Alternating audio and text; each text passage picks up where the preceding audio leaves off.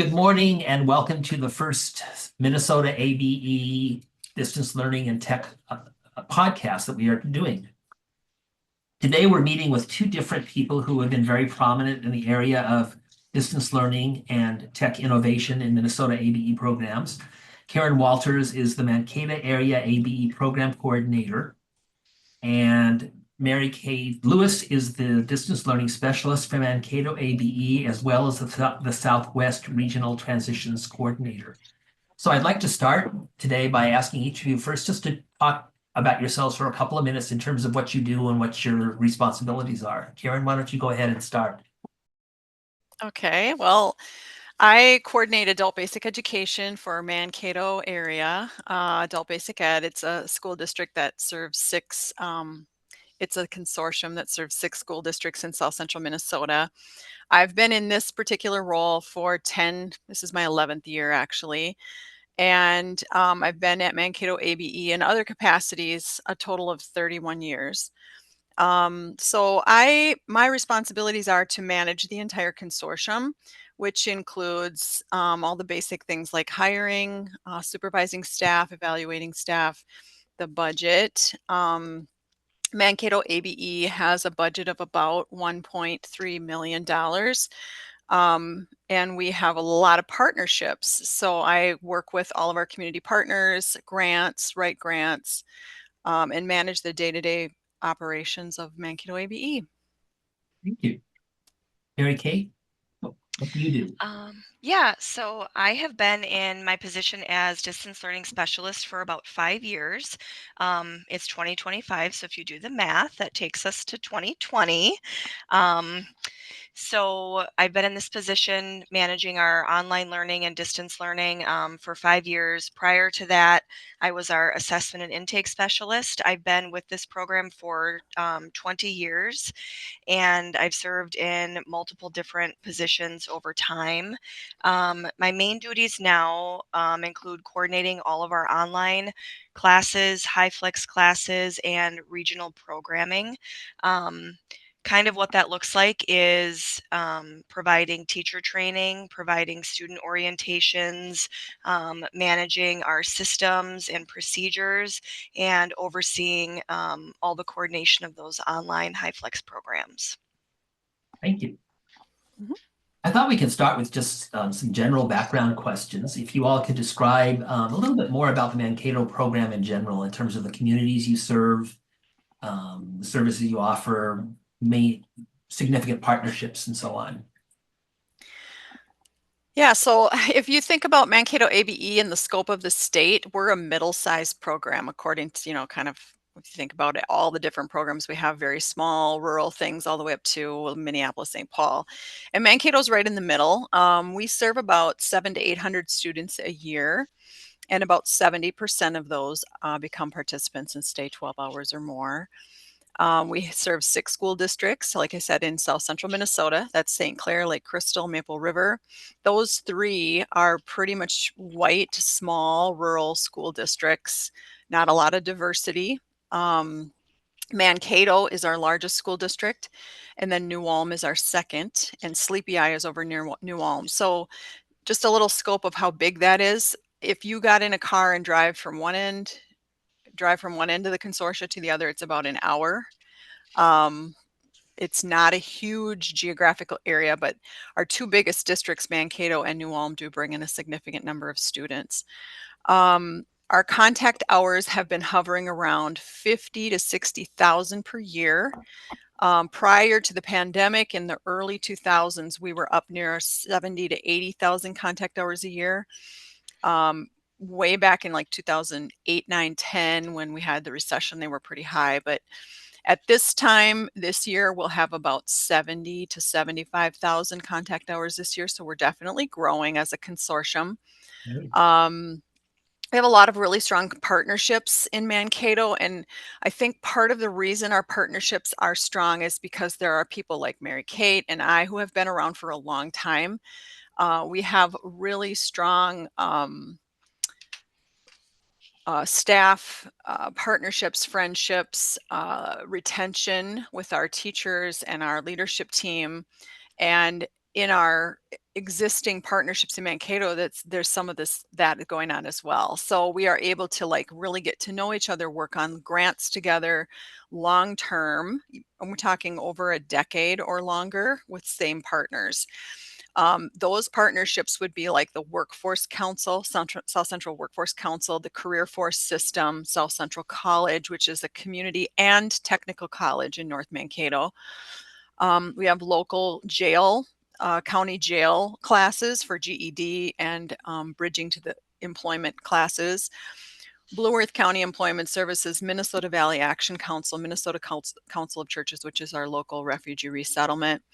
And probably our strongest partner is our Mankato School District. They support all of our strategic planning. They supervise me.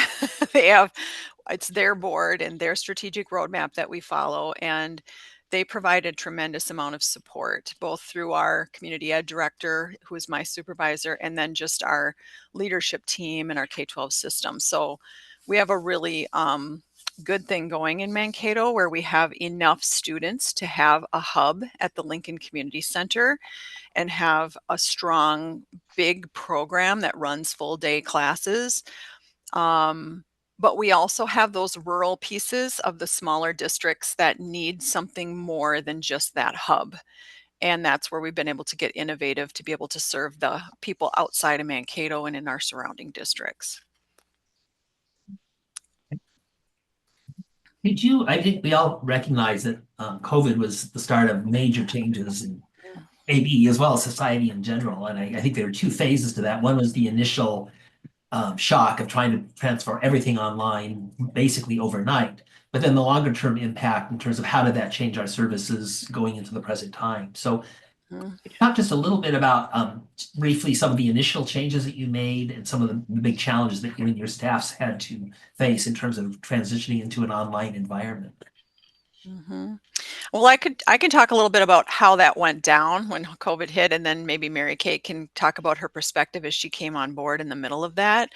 And this is not like unique to Mankato. Everybody went through that whole phase of, oh my gosh, we have 8 days to train our staff and end up online, and what are we going to do? And we had already started some really good things in our consortium. We were planning to ramp up our distance learning. We were starting to work regionally on some classes. We actually had a class scheduled for April of 2020, was going to be our first online regional class, and we were going to try it. And we were planning for it. It was in our transitions plan. And we were also doing a lot of distance learning platforms at that time. And it was like, we need to expand this. We need to figure out how to do this differently. So I was planning to hire a distance learning coordinator at the start of the new fiscal year in July. And then all this went down in March, just like suddenly. So, we had 8 days. We trained our staff. We decided to do synchronous classes and just take whatever you're teaching in your classroom and just do it on a Google Meet. And that's what we did, and got our students online as best we could. It was very challenging for staff. We had a lot of retired teachers working here at the time. We still do. And they were not prepared, and they were like really amazingly optimistic about it. They just learned it and figured it out. I remember the first Zoom meeting we had to do, it took us over an hour. I think it was a 2-hour meeting to get everybody on the Zoom, and we were in the building. Everybody went into a different room, and we're like, okay, everybody open this up and do this. And then we had to have somebody running around trying to get everybody to connect because people couldn't hear and it didn't work. I remember those days when people It was fading out of the meetings unpredictably. It was pretty Oh crazy. yeah, I wish I could have recorded that because it took us literally that whole meeting just to get everybody on the Zoom and be like, I can hear you, and how far we have come. But Mary Kate was hired in July, and Mary Kate, when you came in, you can tell us what your perspective Yeah. was. Yeah, so I had moved away for like a 6-month period. So I've been in Mankato ABE for 20 years, minus that small 6-month gap. So I came back here in January of 2020, and Karen was gracious enough to offer me a job in July. And I remember coming back, and nothing was as I had left it. And it was a little bit like the Wild West in terms of how classes were being offered, how things were being structured. Every teacher was kind of doing their own thing. It Oh, yeah. seemed to me from like an outside perspective that there was no clear pathway for students, and it was quite confusing for students of how am I going to get to this class, to this class? Oh wait, but now I'm over here and this teacher has a whole different way. So we really took that summer of 2020 to kind of evaluate what had been done and develop a set of kind of our in-house best practices of what we think online learning, distance learning should be for our program. And really, I worked with our lead ESL teacher, Liv Musel-Stallo. Her and I really worked together to kind of set our own program standards for what we wanted it to look like.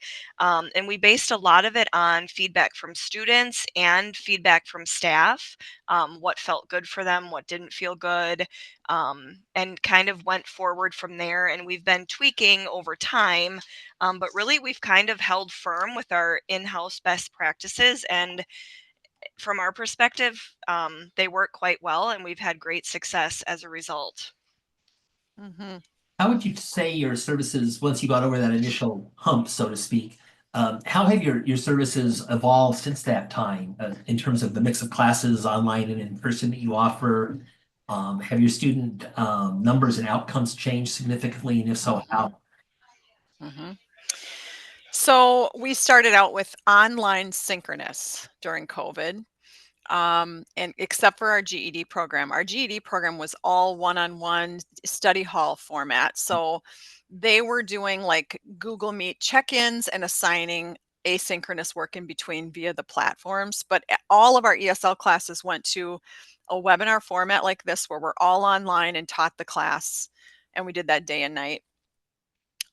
Once we got to that kind of went on and off throughout that whole first year of COVID, the 2020 to 2021 school year. We were investigating and trying to figure out ways to do what we now call high flex, but we couldn't figure it out. Like, we were in classrooms trying to see if we could have some people in the room and some online at the same time. And there was all this feedback and noise. And we were just like, how are we going to do this? So we kind of went with just online that year and just tried to investigate. And by the summer of 21, there was some talk about this swivel and owl stuff going on. And we had a teacher a science teacher at, I think it was West High School, that had been doing high flex learning. And we had heard about that in college systems, like Flex Sync or whatever they're calling it. And so we asked if we could borrow his swivel, and we asked if we could just mess with it over the summer, and he let us take it. And that kind of started our high flex learning. And we'll talk about that in another podcast. But really, what happened with high flex was that opened up a lot for us. That kind of opened up a new world for us as far as accessibility for students, the equity piece that we've been really looking for to meet students where they're at. And we started to implement high flex, I think it was fall of 21. And we've been doing it ever since. We never stopped. We've just, over time, we've switched which classes or how many are high flex, but we've really moved in that direction. So now we do have online at night regionally. We have high flex and in person during the day, depending on your level. All of our GED is now synchronous high flex, and that's a huge change. All of our GED used to be one room schoolhouse type study hall format with platforms assigned on the side. And that has changed to a high flex modality where people can come in person at the Lincoln site or can, remote in. And everything's synchronously taught. And that's just in the last couple of years that we've done that with our GED program and have had great success with it. So we've had a lot of changes here over the last 4 years.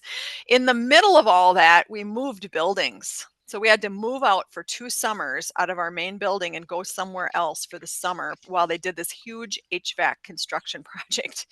So we had a lot of challenges with, like, in the summer, the first year we couldn't use HyFlex because we were on a different site and we didn't have any capacity to do that. The second summer we went back to it and our numbers grew significantly from summer to summer. So we could see the difference and had that opportunity to experience the difference when we didn't offer it because we couldn't for a little while. So now it's part of our regular programming. Mary Kate, do you have anything you want to add to that? I'm particularly curious as to how student outcomes may have changed over the years in terms of both in terms of what students, how they want to attend and access educational services, and what are the outcomes that you're seeing? Yeah, I can talk a little bit about the student perspective, and maybe Karen can jump in with the outcomes. Um, I think for our students, we have this idea that students are going to choose one way, like I'm going to be an online student or I'm going to be an in-person student. And that's just not the reality of what we see. We see mainly students going back and forth between the two modalities. Um, Most people do have a preference to be in person, but they choose that online option when it suits their life best in the moment. Mhm. If we have a class of maybe 20 students, I would say on a given day, there's maybe 8 to 10 online. Of those 8 to 10 online, maybe one person is strictly online. So the majority of our students, I feel, um, like the flexibility from one day to the next, Mhm. to choose how to attend. And it really has helped our numbers. Karen will talk about the outcomes in a little bit, but we have seen that great appreciation from students of, I don't have to miss a whole day of school when my child has an appointment. We have students who are joining their class from the doctor's waiting room. If they have to sit there for an hour and wait, they're still able to join the class and get something out of their day. So students really appreciate it. We made some changes recently to add HyFlex to our level 3 and 4 ESL classrooms. And we went in to present the new option, and people were clapping and cheering, and they were just very excited to also have that opportunity, and have the flexibility in their life when they need it. And the funny part about that is they were so excited for us to offer HyFlex in their section, but then once it started, only maybe a couple people a day use it. They, for the most part, they come every day, but they know that they can get online if their baby's ill or whatever. Sure. And so that's been really exciting. I think the biggest thing that I am excited about as the person who's writing the budget and like trying to grow the program is our participation. So for example, in the years leading up to COVID, we were having somewhere between 8 and 900 students a year, enrollees, right? And our rate of people, percentage of people who were participants, which means staying 12 hours or longer, was anywhere between 50 and 60%. So every year we would find out how many enrollees, how many participants, and it was 58%, 52%, 56%. And I think that's a struggle that every program has is, people come in, they test, they're all excited about coming, and then it's like, what happened? Nobody showed up. It's like they didn't come to class, or they came 3 times and didn't come back. That's an ongoing issue. It has been for 31 years that I've been here, and we've been trying every year to figure out what can we do, what can we can do. This has been We've seen a significant improvement in our percent. So over the last 2 years, our percent of participants was 70% and Wow. 72%. And so, that's significant Mhm. number of people who stay 12 hours or longer. Another thing, I really think that flexibility allows for people to still attend when they have those stop outs. We always talk about people having to stop out for the job, or my baby is ill, or I am ill, I have a health concern, anxiety, depression issues, all these little things that come up. I don't have enough gas in my car. they can still attend for that week or two that they wouldn't have been able to attend, and then maybe would have lost their spot or fallen so far behind that it doesn't make sense anymore when they come and they just stop coming. So we I feel like at this point in the game, we have enough different things we're doing, like number one, high flex learning, number two, online evening classes, number three, the state has come up with more MSG options, right? More ways to get a level gain. And so the programming for our students is more accessible, more relevant. They can see their progress. We can demonstrate progress through these different MSGs. I feel like it's really kind of coming together for us at Mankato, and we're seeing really good progress and outcomes for our students because of it. That's really interesting because for my entire career at AB, people have talked about, we're very flexible and that's what we take pride in. And I think that's true.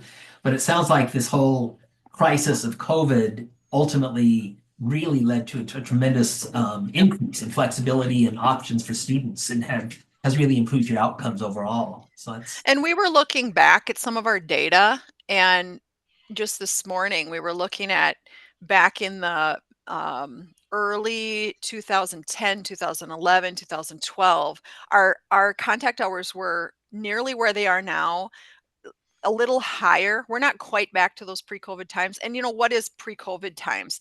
Because it's always going like this, right? With the economy, you could pick any point in time and say, yeah, we're back to pre-COVID. But the reality is it's going to keep changing. It's just going to keep changing. As we know, for 31 years, it's been different every year. But we can meet people's needs differently now. And why wouldn't we? I mean, it is a lot of work. There's definitely, you're going to probably ask me what's been hard about this. A lot of things have been really hard about this, but it's better for students. So we're going to keep doing it. It's better for students. well, before we pivot to more discussion specifically focused on HyFlex, do you have any thoughts in terms of looking to the future in terms of what you hope to do in programming that maybe is extending some of the things you're doing now or new things that you're hoping to try? Well, I would love if we had some money. I would love to do a better setup than the swivel in those high flex rooms. Right now we're doing what we can do, but the swivels have limitations and our swivels are getting old. We're going to have to repurchase some equipment here in the next year or two, probably.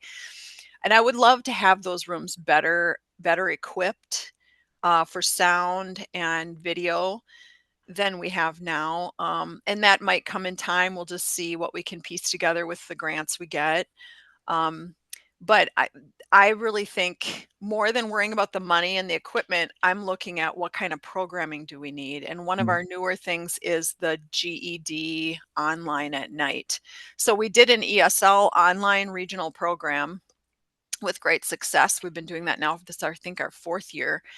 But we started GED online about a year ago. And that kind of stemmed from, we started in Mankato doing synchronous GED classes, which is new to our whole region. Nobody in Southwest region is doing synchronous GED because it's all one room schoolhouses, right? Everywhere is one room schoolhouses, except in Mankato, which we still ran like a one room schoolhouse. We still had a study hall and everybody came and worked independently in this room, and few small groups here and there, but just never put it together as a synchronous teaching model. So we did that. And once we did that and started using HyFlex, our numbers went way up in our daytime GED. So we used to have 5, 8, maybe 10 at the most. People would show up for a study hall at a time, and teacher would be running around helping all these different people. And when we switched to HyFlex and synchronous for that, now we have like 20 people in a class, in an RLA class, 20 people in a science class, and they're passing GEDs. We just had 6 GEDs passed last Friday. Congratulations. It's really picking up, and it took us a while to change our mind about that. For me personally, the whole time I've been here, it's been this one room schoolhouse thing, and we had fairly decent outcomes. But when our current GED administrator decided to switch it, I was like, well, we'll see how that goes. I mean, are they all going to want to come at that time? They all have different schedules and they all want to do different things. So doing it that way led to, how can we do it that way at night? And that's where we came up with the regional GED model. So that has just started this year, and that's something I think would be really good for our future. We just are working with another local consortium who's coordinating that in our region, and she's very innovative and she's came up with the idea for our online ESL program, and from Glacial Lakes. So she's coordinating that now, and we have some tweaks to make. It's different than ESL. GED students are different than ESL. They behave differently. They're there for different periods of time. Once they pass the test, they're done. They're not staying any longer than they have to. So we're working on that, but it's going really well, and I'm excited for that in the future. I think that's going to be the future way we do evening GED. And it's Go I ahead. think, Karen, another thing maybe you should mention is the New Americans in Long-Term Careers class. That's something that's a little bit new and has kind of a amped up technology piece in it. Maybe yeah, just talk a little bit about that. So we got a grant from the South Central Service Cooperative this last year, and they're typically working with high school students, but they asked ABE to be part of a DHS grant. It's a state legislative grant to Department of Human Services to get more new Americans into the long-term care workforce. So what SCSC, South Central Service Co-op, wrote was curriculum that uses artificial intelligence technology and VR, virtual reality goggles. And they teach, yes, that's something we have not done until this year. And they have an online curriculum that allows students to learn basic healthcare topics, pre-CNA, up to all the way up to CNA, certified nursing assistant training. And they do online classes, which you can completely take online, or you can use those platforms in a classroom and teach it like we do synchronously for our ESL learners.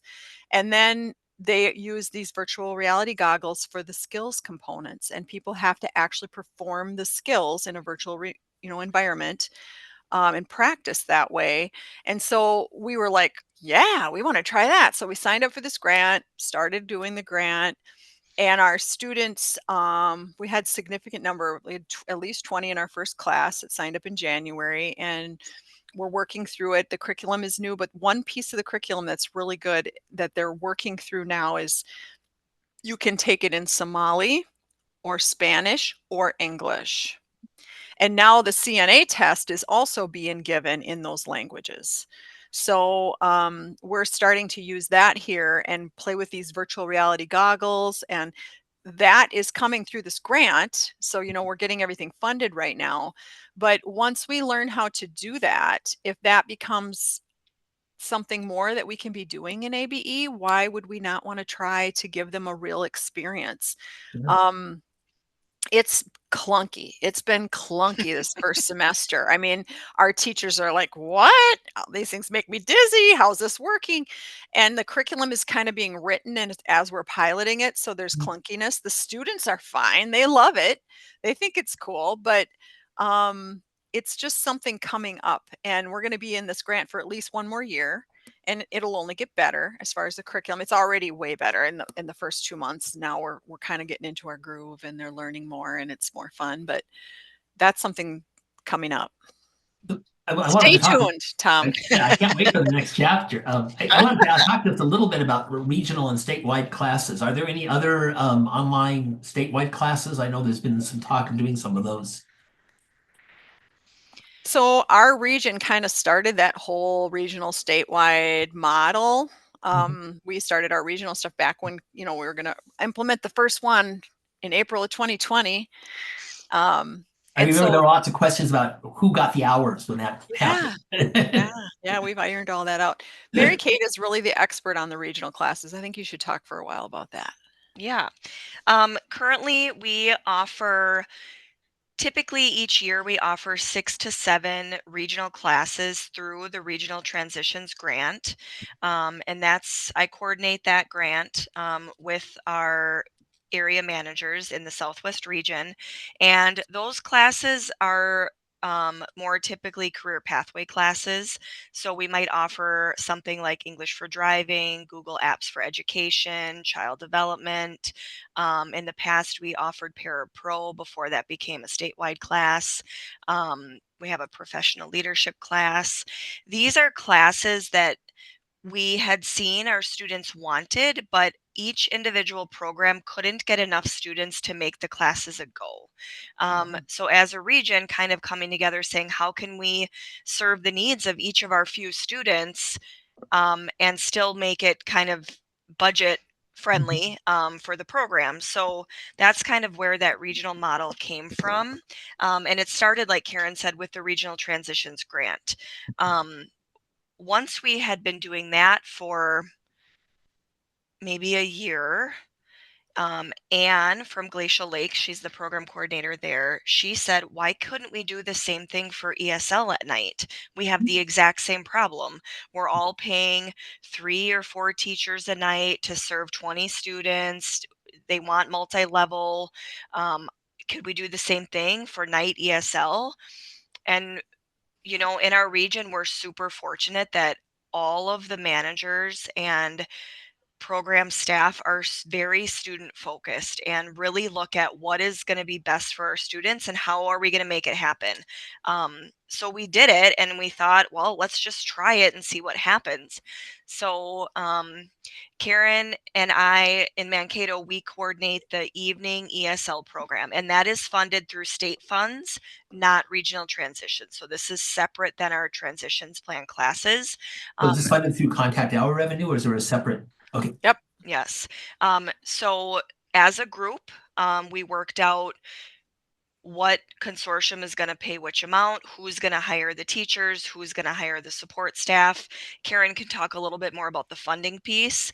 But in terms of coordinating the classes, I manage the coordination of all of the procedures and processes that we use to make it kind of a centralized process. When we're serving 75 school districts in our Southwest region, it only made sense for it to kind of funnel through one area. So it was very streamlined on the student end. So Karen and I worked tirelessly to develop really kind of succinct procedures that could be followed by every member of the consortium that was participating in this program. We had some significant training meetings where we pulled in all of the intake staff in the region, all of the managers, all of the teachers, and really talked through how is it going to work. So we developed a registration process, attendance tracking. There's a MOU that we have signed to kind of detail how the hours will get counted. All of the contact hours go to the student's home program. Even if here in Mankato, we are close to St. Peter, but St. Peter is not part of the Mankato Consortium. Students inadvertently end up at our door wanting English classes. For the regional night program, if that St. Peter comes here, we test them, we put them in. St. Peter gets the contact hours regardless. So we go strictly by the student's address, and that program gets the contact hours. There might be a few outlier cases where we collaborate and coordinate if something else makes sense, but sticking to that address really kind of helps eliminate any tug of war that might come up. We don't really have that issue in our region, but I think that seems to be a practice that has worked with minimal issue. Yep, it's been great. So it sounds like really thoughtful, careful planning. All the details was a really feature having this model work. Yeah, Karen you and have. we really like to solve all the problems before they're actually a problem. I don't like to run around and put out fires. And so we really try to think of like, if we do this, what will happen? If we do this, what will happen? And remove all the barriers for staff and students, really, so it can just be a pleasant experience for everybody. Yeah, and a big part of that is we have an advisory board. So the regional managers are all on an advisory board, and that board makes the decisions about the program. So Mhm. Mary Kate and I don't make all the decisions. We implement the decisions, but the board decides, like, what's the schedule going to be? What's the calendar going to be? How many staff? How many sections are we going to have? We review data every month. We talk about what's happening in our programs, if there are needs to change things. And it took us, meetings in the beginning to get those things hammered out. We came with ideas like, this is how we could do an intake process. What do you guys think of it? Pick it apart. And they said, no, that will work. Maybe about this, maybe that. And sometimes it was things like hours, which nights are we going to run? Everybody knows their students better. Every single area knows their students and who will come and what times work, when the shifts are and all that. So we came up, and now we have like a regional calendar looking at all these school districts calendars. We have a regional calendar that we stick with each year. We have summer school now every year. We added that last summer or the summer before. So and we have processes. We have professional learning communities. Everybody's in a PLC. So once a month at night, those staff all meet in a PLC, which is actually critical to the success of a regional program. We're finding that out with our GED right now. We don't have PLCs in GED, and some things have come up. And we've decided, with our ESL program, keeping all those staff on the same page every month is important. Reviewing curriculum, reviewing any problems that are happening, training staff. As you see things come up, we're always assuming, as a team, we make the assumption that if there's an issue happening, it's a training issue. It's not necessarily that person just deviously doing something wrong. It's a training issue. And so we bring it to the PLC and we say, this issue's happening. What can we do about this? And we work through those things through training. So that has been really successful and a good model for continuing and going into our GED efforts now. Some of the I things think that strike me as you're talking that are important are first of all, involvement of all the stakeholders in an ongoing way. So there's a lot of buy-in. The Yep. second thing would be communication. There's a Oh lot of yeah. communication ongoing. And then the final thing would be that you're not using a deficit model. If an instructor is having some kind of an issue, you look about as a training issue that you need to provide the Yep. resources that are needed to address Support. them. Yep. Sorry, Mary Kate, you wanted to talk? Yeah, I think another thing to mention with our regional model and all of our online and flex programming, we allocate 2 staff to each class. This is something that is really important to talk about because I think that's one of the reasons why it is so successful. So there's one teacher, licensed instructor, and then we have a position called a tech assistant, and they're really like a classroom assistant, but they kind of focus more on the technology piece. So in all of our regional classes, our transitions classes, and our regional ESL, there's a teacher and a tech assistant in the class. Hmm. I don't know if you want me to go into the role of that person now or if you want to save that for another discussion. Probably Mhm. safe because we want to Okay. keep it Yeah, fairly But I concise. think it's important to that's an mention that important that is a piece. critical component. Yes, I think It it. can't be ignored. Yep. I think, I'm not sure. I've heard there are also some statewide classes. Is that Yeah. true? If so, are you doing any of those? We are not the host consortium for Okay. those, but we have been sending our students to the statewide classes and Mhm. love them. We want them. Oh, okay. Um, so the statewide classes came after watching this regional model happen and seeing that in the transitions plan, right? And they decided to do some statewide classes. Same model, just at the state level. So anybody across the state could Mhm. refer students, or students could opt in and then get those hours go back to the home consortium where the student's address is. We have had students taking like the Microsoft Office specialist class. There was a CDL, Class B CDL permit class this fall. We had a student that took that. There's a paraprofessional statewide class now, so we don't offer that. And we are under the firm belief that if there's a statewide offering, we're not going to duplicate those efforts and offer that in Mankato. I don't have the budget to do everything, even though it looks like we do. I don't have the budget to do everything. So we try to utilize, if there's regional classes, then we're not competing with that. And if there's statewide classes, we're not competing with that. The things here that we'll do will be things that we can't access that way.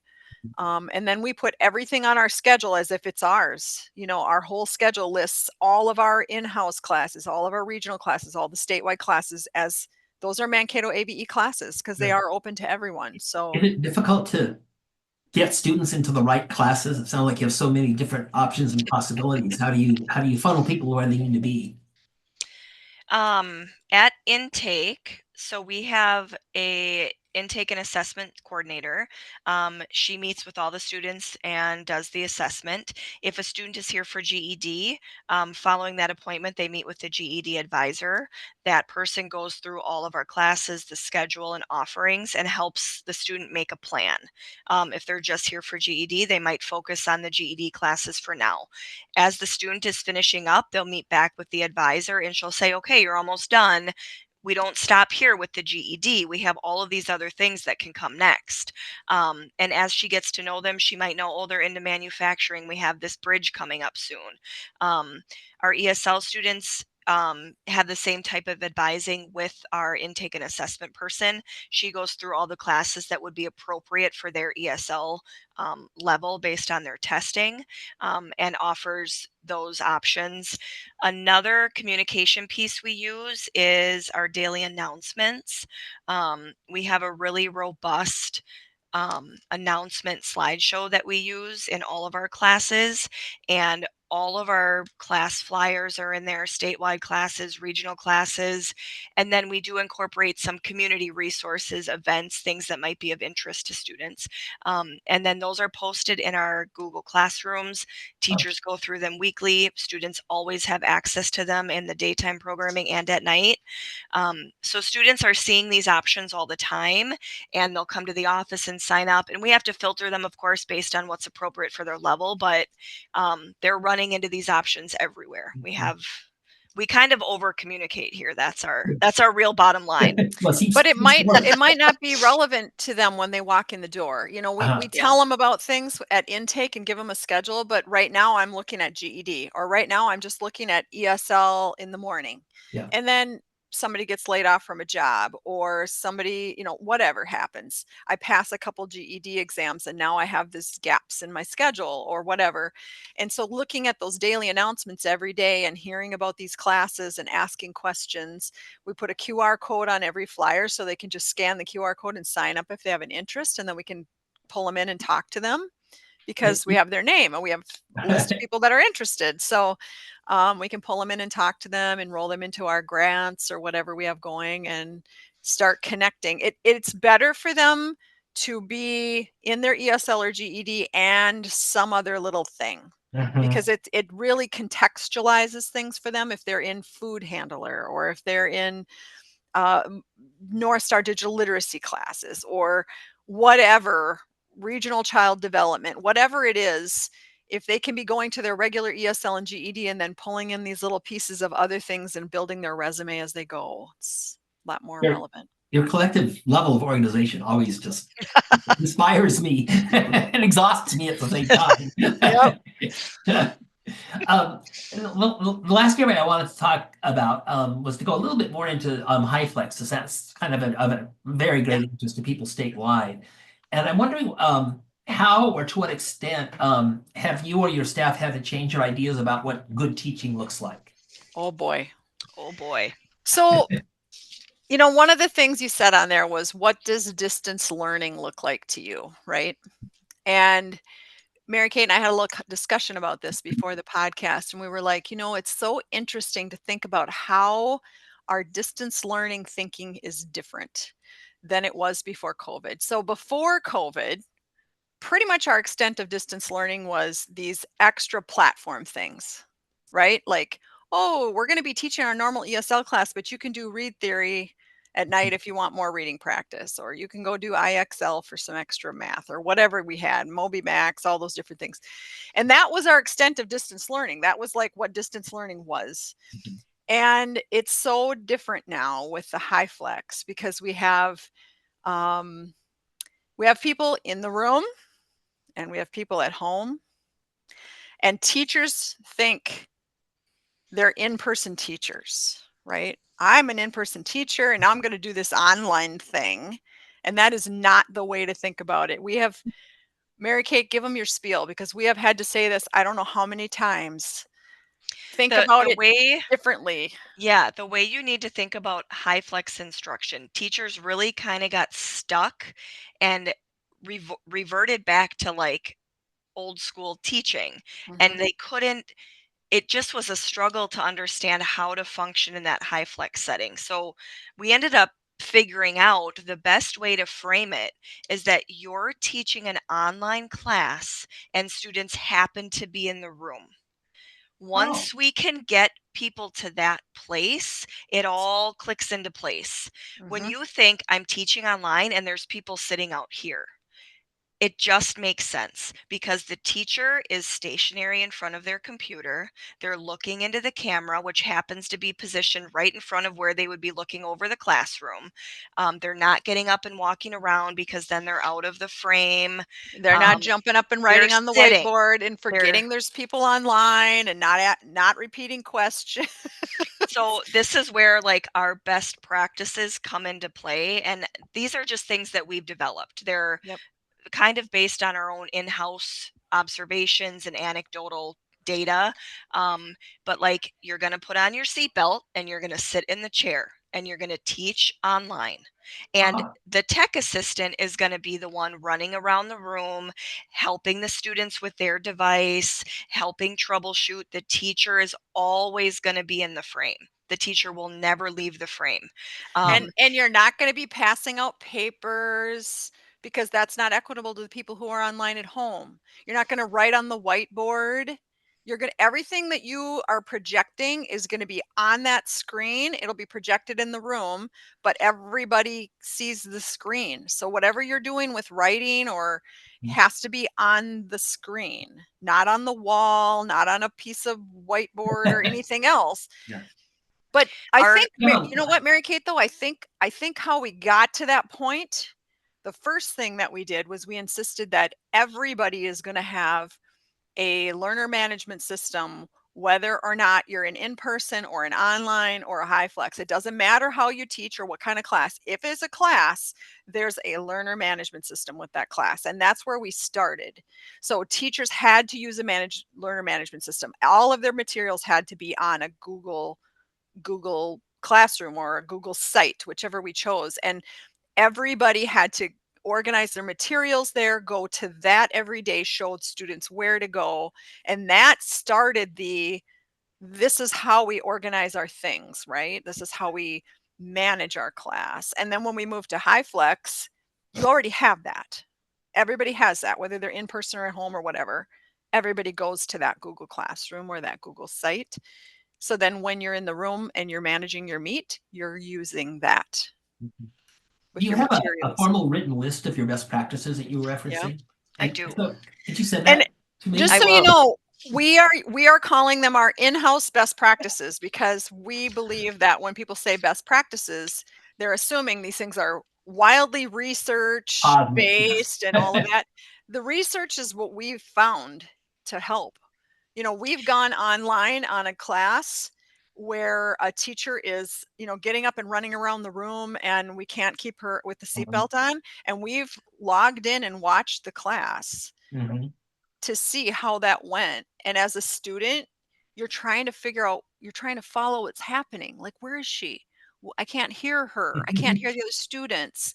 Like, we've done that research by teacher evaluation and going and watching these classes and giving feedback about what the experience is like. I think Um, another component is that our tech assistants are former ABE students, Yes. Oh, which that's is really, another kind of cool innovation uh-huh. that we strongly believe in here. So all of our tech assistants, except for maybe one, have been a student in our program. And we approach them and say, do you want to work here now? Because you're amazing and you understand what we're doing. And that's really the best thing we could have done, because they Yep. give us really good feedback. Like, okay, I was in that online class and the teacher, I could just see her stomach the whole time and that felt really weird, right? But this other teacher's always looking at the camera and I feel like she's talking right to me. I mean, these are direct feedback we've had from students who then we promoted to be staff, and Mhm. that's been critical because we just think how we think as They educators anticipate. and not students. Yeah. They tell us, like, as a student, that doesn't work. You shouldn't do that anymore. And we're like, oh, great. We don't know I that. didn't know. Um, so that's been super helpful to get What, that what, feedback. And that's helped us develop some of our best practices. sure. If you send me your best practices and any other helpful documents, what I'm thinking we will do is we're going to be posting this podcast probably in 3 sections on the website, but I can also post Hmm. relevant documents, kind of like a Sure. workbook or something that Okay. if people want additional resources, they can download it. That would be really good. Yeah. Um, you've answered a lot of the questions I had about how do you, in terms of learners, how do you prepare learners for the high flex environment in terms of things like technology orientation, Mhm. supports for obtaining devices and access, those sorts of things? Yeah. So in our program, we don't um, distribute devices to students. We have a partnership with a local organization called PCs for People, Huh? and we have a really strong relationship with them. So in the beginning of our high flex online learning days, we had a referral system to PCs for People. We would refer the students, they would complete the steps and get the refurbished machine at a discounted rate. We would pay in advance and we would just keep track. And when the money was out, the money was out. Over time, that system has changed a little bit. Periodically, PCs for People will call me and say, I have 100 Chromebooks. Do you want them? And you just give them out to your students. And we'll say, of course, great, drop them off. We'll take them. But we don't purchase devices to give to Mhm. students. It's just not something that we can do. What we do offer is a device for in-person students in the classroom. So students who are in a high flex class are also getting a Chromebook in the classroom just to use on site, and they are joining the Google Meet. They are following along exactly like they would as an online student. So we really want the experience to be the same for someone at home and in person. So everyone's in the same Google Meet. Everyone's working on the same electronic documents. We have 60 Chromebooks on site that are used throughout the day for our HighFlex programming, and then a set of 12 iPads that are used at the lower level that don't have HighFlex programming. We also have a computer lab with 25 devices that classes rotate through, work on various programs. In terms of orientation, for students who are strictly doing online, whether it's high flex or not, if they say I'm only going to attend online, they do their intake and assessment. We either refer them back to PCs for People for a device, or they bring their own with them. And then I provide an orientation of how their Google Classroom looks like, how to join the Google Meet, how to use the chat, how to mute your microphone. And now we have our assessment person is able to do the orientation. I do that, and our program secretary does that. So we have kind of a frontline staff of people that can do this orientation and really make sure students know how they're going to access their programming when they're alone at home. If a student is going to be an in-person and online student, they get a smaller orientation. The bulk of it comes from their experience in the classroom with that tech assistant that's in the room. Yep. So that tech assistant helps them log in with their username and password, shows them how to navigate the Google Meet, the classroom. So that's kind of happening real time in the classroom. At that point, they might choose to become an online student because they feel really good about their skills now. That does Yep. happen too. How do you, it seems to me like it's probably somewhat easier to build a sense of community when you have an in-person group of people. When you have some people online and some people physically there, I understand that they're getting the same instruction, but how do you Yeah. deal with that, or do you, that idea of trying to build a sense of community? It's kind of funny if you come and observe the rooms, when you're in the room watching the room, you're hearing people answer and read and talk. And 1 second it's somebody online and the next minute it's Oh. somebody in the room and you're watching trying to figure out, is that an online person talking or is that somebody in the room talking? Because they can hear each other, they can answer to each other. The teacher calls on them equally online and at home. Um, they they go into breakout rooms together. And a lot of them are flip-flopping. You know, they're in the classroom someday, they're at home someday. So they know what it's like in the room because they've been there. I mean, there's very few that are strictly online in high flex, but some of them are. And I in our think it evening, go ahead. Well, I think it comes down to the teacher and really doing a lot of training and how to engage students Mhm. online. Um, and we really think that's important because we don't want our online or high flex classes to be a passive radio show No. experience. We want them to be interactive. We want everyone to participate. That's the whole reason they're here. They're not here just to listen to someone talk at them. So we really focus in on that on training and how to engage students, how to make it meaningful for both groups, and how to incorporate them. Um, we do lots of different things like Karen mentioned, the breakout rooms. With the swivel, it comes with little microphones that can be placed around the room. So students at home can hear the students in the classroom talking, and then their voice is projected through the Uh, room also. So everyone can hear everyone. We mentioned before there's little kinks and things with the swivel. The sound is always kind of the biggest problem. It's not going to ever be perfect. There's going to be paper shuffling and moving, and sometimes you have to turn off the markers if it's too loud. But Yep. it does facilitate that engagement between the two worlds, and allows the students to talk directly to each other. But I think it does come down to a lot of teacher training and how to.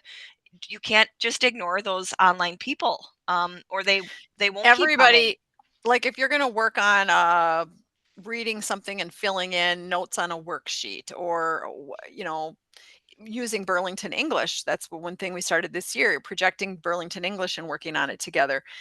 They'll use, there's no handing out worksheets in the classroom. It's all done on the screen, and she will call on people and people are in a shared document where they might be able to enter in things like I'm going to pass out a document, I'm going to share a document, and everybody can see their spot on this document to write their sentence or whatever they're going to do. Sorry, my phone is ringing here, but I don't know how to silence Your that. office phone never Sorry. rings. I know I'm an email person, but any so other, there's go so ahead. there's a lot of ways to engage, you know. Yeah. Any other thoughts on specific technology that you found either very helpful or not helpful in terms of the high flex classes? Use. I think the swivel overall has been good for us. It's served our needs at this point. Like Karen mentioned, the technology is, there's a lifespan on those devices. So we're looking at, are we going to repurchase those? Is there other technology that's come up that we want to, learn more about? Um, Overall, I feel like it's been good in terms of being able to capture the sound of the other students in the room. It's not just a central device by the teacher. It's kind of an immersive experience, if you will. So I think that's been pretty good for us. Any other thoughts or observations on your experience with high flex that you think it would be important to share with people? Trying to look through here. I could talk a little bit about the tech assistance Sure, role. why don't you go ahead and do that? Yeah. Maybe a little bit more about what that kind of looks like. And I can share that document with you too that kind of outlines the roles. Um, the tech assistant, if I'll give you kind of a visual of how the classroom is set up, you have your standard, like the teachers in the front, there's the projector, projecting to the front of the room. Students are mainly facing the front. The tech assistant is seated behind all of the students. Typically, the Chromebook cart is nearby. As the students come in, the tech assistant will pass out the Chromebooks, help students get logged in. And once the teacher has began instruction, they will float about the room and make sure students are tracking online where they're supposed to be. Are they in the right place in the Google Meet? Do they know how to find the chat? Oops, they're on the wrong tab. At the same time, they're checking back with their device into the Google Meet. Did someone write something in the chat? So they really are a full tech assistant. The teacher doesn't worry about any of that. The teacher will give instruction. Please write this in the chat. But oftentimes while they're teaching, they're not able to monitor the chat. They don't know if the students are tracking properly in the room. The tech assistants also can call students and say, hey, you're not in class today. Where are you? Are you having trouble? That's a big piece for our online night students. Those tech assistants are responsible for reaching out to every student that hasn't joined and finding out, like, are you not joining because of a tech problem? We want to help you. This was really important in the early days. Now we don't really see so much of that students having tech problems. They've become pretty tech literate over time. Yeah. Right. Yeah. But it's still important. Like, hey, where are you? We notice you're not here. What's going on? So they're kind of doing all that communication, attendance taking, so the teacher's able to just teach and focus on that content and making sure students are engaged. And they take attendance. Yep. The evening regional classes are on a spreadsheet. We take attendance on that spreadsheet and we can put in excuses if sometimes people will pop in online and say, I'm not coming tonight. I have to go to something, whatever. They can put little notes in there and the teacher doesn't have to take attendance because their tech assistant worries about that. If people leave early or come late, or they're just going to teach and they're going to deal with all the coming and going if somebody I knocks can on see the door. why the tech assistants are so essential. I mean, the early days, I can remember teachers just getting frazzled because they were trying to teach and monitor chat and help You solve can't tech do it problems. all. And there's It's just so hard. Even when you're in a regular classroom and people walk in late and need to get caught up or need to get logged in, and then you're stopping and somebody's not muted and their background noise is there, the tech assistant can just go mute them. It's been essential to keeping the class going. Otherwise, everybody else in the class is sitting there frustrated. Like, how many times is she going to stop and re-explain how to get on your computer or how to mute your mic? I mean, come on. You can imagine how frustrating that is from a student's perspective if somebody's having to stop and do all these weird technical things all the time. They can't get anywhere with their curriculum, you know. Well, those are really all of my prepared questions. If you